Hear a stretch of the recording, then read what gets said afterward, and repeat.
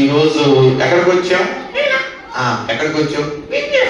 Okay, VBS వచ్చావు కదా. VBS లో మగ పిల్లలు ఉన్నారు, ఆడపిల్లలు కూడా ఉన్నారు. చూసావా? మగ పిల్లలు ఉన్నారు, ఆడపిల్లలు ఉన్నారు అంటే సిగ్గు ఎందుకు అవుతుంది? అరే నాకు కాదు, నీకు సిగ్గు ఎందుకు అవుతుంది? ఆడపిల్లలు సిగ్గు అవుతుందా? అలా కాదు, కానీ వాళ్ళందరూ మన పిల్లలే. మరి ఒకసారి నువ్వు తలెత్తు. అందరూ మన కోసం వచ్చారు కదా మన ప్రోగ్రామ్ చూడడానికి. తలెత్తు ఒకసారి. ఇంకా కొంచెం, ఇంకా కొంచెం. అందరూ ఒకసారి హాయ్ చెప్పు. Okay okay okay. మరి ఇంతవరకు వీళ్ళందరూ చక్కగా డ్యాన్స్ చేశారు. చూసావా? అబ్బా నువ్వు కూడా చేసావా? ఎందుకు నీకు డ్యాన్స్ వచ్చా? అబ్బా అన్ని వచ్చా. Very good. అంటే నువ్వు బాగా ఈ మధ్య VBS పోతున్నావు కదా. VBS పోయి ఏం నేర్చుకుంటున్నావు? అన్ని నేర్చుకుంటున్నావా? Okay okay. మరి ఈ రోజు ఎక్కడికి వచ్చాం? నడిపెల్లికి వచ్చాం. నడిపెల్లిలో చాలా మంది పిల్లలు ఎలా ఉన్నారు?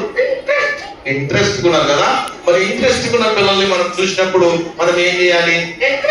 ఎంకరేజ్మెంట్ చేయాలి. ఎంకరేజ్మెంట్ చేయాలంటే ఏం చేయాలి? చప్పట్లు కొట్టాలి. ఒకసారి చప్పట్లు కొట్టాలా? ఓకే, చాలా బాగున్నారు కదా. సరే, కానీ వీళ్ళందరినీ మనం ఈరోజు కొంచెంసేపు నవ్వుపియాలి. ఎందుకంటే నేను నిన్ను తీసుకొని వచ్చాను కదా. నేను నిన్ను తీసుకొని వచ్చాను కాబట్టి, నేను నీ గురువును కాబట్టి, నేను ఎలా చెప్తే నువ్వు అలా చెప్పాలి. నేను ఎలా మాట్లాడితే నువ్వు అలా మాట్లాడాలి. కాబట్టి నేను ఇప్పుడు మొదలు పెడుతున్నాను, నాతో పాటు మాట్లాడాలి.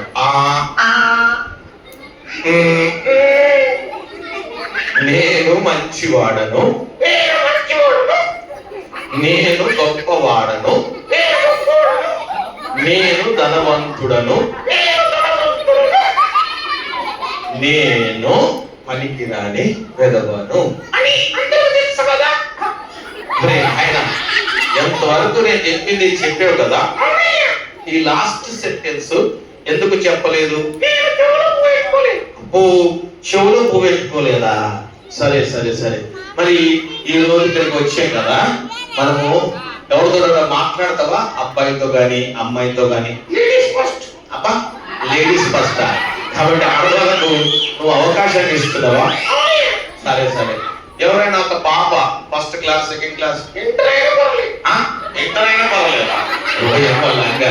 అప్పుడు బాగా ఫాస్ట్ అయిపోయింది మధ్యకాలంలో. సరే, ఎవరైనా ఒక అమ్మాయి రాయండి, ధైర్యంగా ముందుకు రాయండి, భయపడవద్దు, ఏం కాదు. మనం అంతా మన చర్చిలో చెప్పాలి కూడా. Very good. ఓకే, నువ్వు పిలవగానే అమ్మాయి వచ్చింది. Thank you. సరే, మరి ఏం మాట్లాడతావు?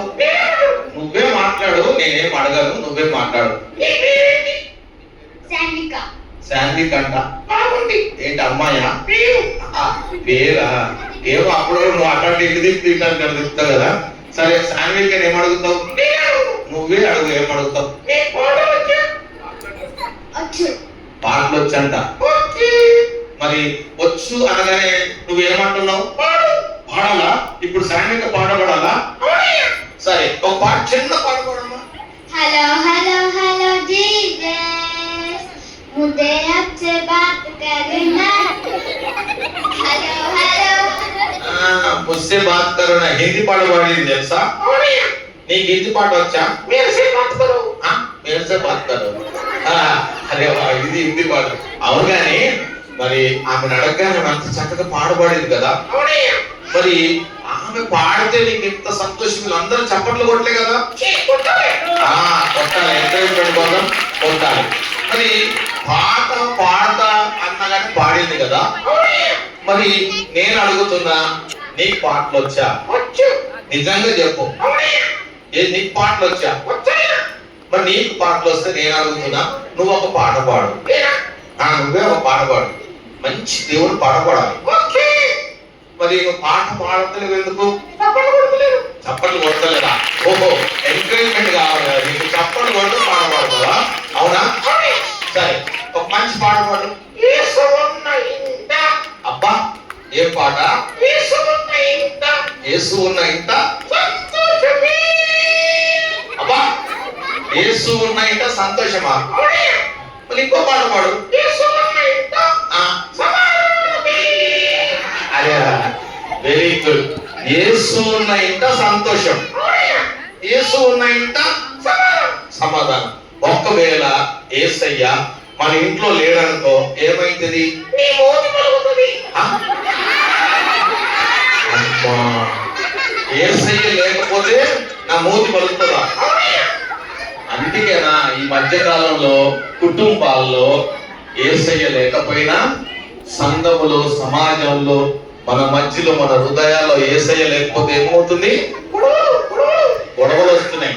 ఈ గొడవలన్నిటికీ కారణం ఏంటి?